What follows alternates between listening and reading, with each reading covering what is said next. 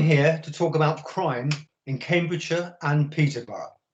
I'm standing as your local Police and Crime Commissioner, and today I have the Police Minister, Kit Malthouse, to answer some of your questions. Minister, my first question is from Jan French, who lives in Fenland, and she has asked, why do we need a Police and Crime Commissioner? And surely it's more police officers we need. Well, Darryl, it's great to see you. We need both.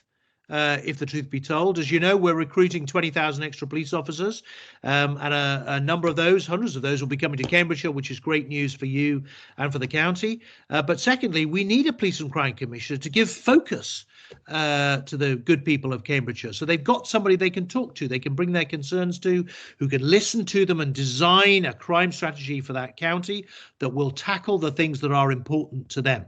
You know, in the good old bad old days, we had things called police authorities. Nobody knew who they were or what they were for. Now we have an elected police and crime commissioner who's accountable to the people and can hold the police to account for keeping everybody safe in the county. Thank you, Minister. The second question I have is from Javid Akhtar, who is from Peterborough. And Javid has asked, drugs and violence and knife crime are a problem. So what plans do government have to deal with this?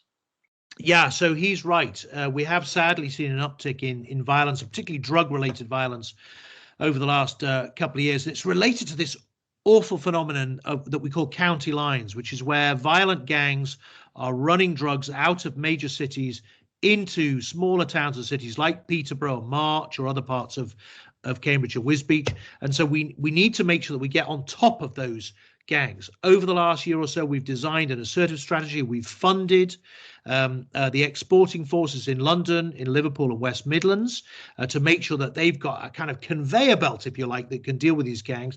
So that as soon as a number appears advertising drugs or a drug dealer appears in one of your towns or villages, your force is able to communicate with a force in perhaps London and have that gang taken out immediately. That means we've taken hundreds out over the last year or so. We've got lots more to do, but critical to that mission is making sure that importing forces like Cambridgeshire stand shoulder to shoulder with the exporters like London and make sure that the two forces work together. And that's why it's so important that we get you elected in May, Darryl, because I need somebody who can stand shoulder to shoulder with me in this battle.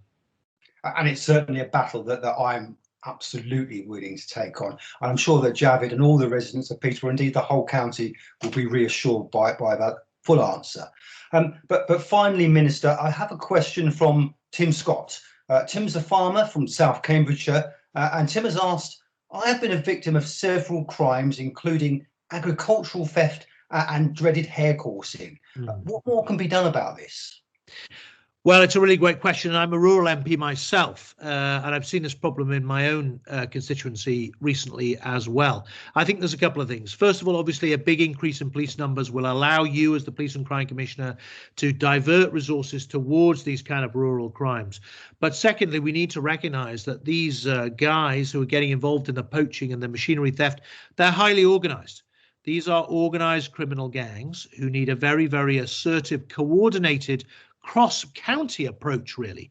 And so making sure that the National Crime Agency, along with the regional organised crime units and the local force, are all working in harmony to pick up these gangs and take them out as they start to intrude into your or indeed any other area is key. But critical to that is intelligence and reporting.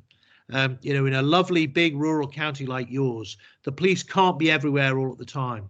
And so it's very important that people report crime and in particular report intelligence. Suspicious vehicles or individuals or what they think are small incidents need to be reported because they build up a big picture, and that means modern policing, which is driven by data, can respond accordingly. And I know that you as Police and Crime Commissioner will encourage exactly that kind of approach in your county. And thank you. I'm sure Tim will be reassured by that, and tackling rural crime is a top priority for me. Kit, many thanks for taking the time to answer these questions so fully. Thank you. Thanks very much, Darryl. Good to see you. Vote Preston, everybody, on May the 6th. Vote Preston. Thank you. Thanks.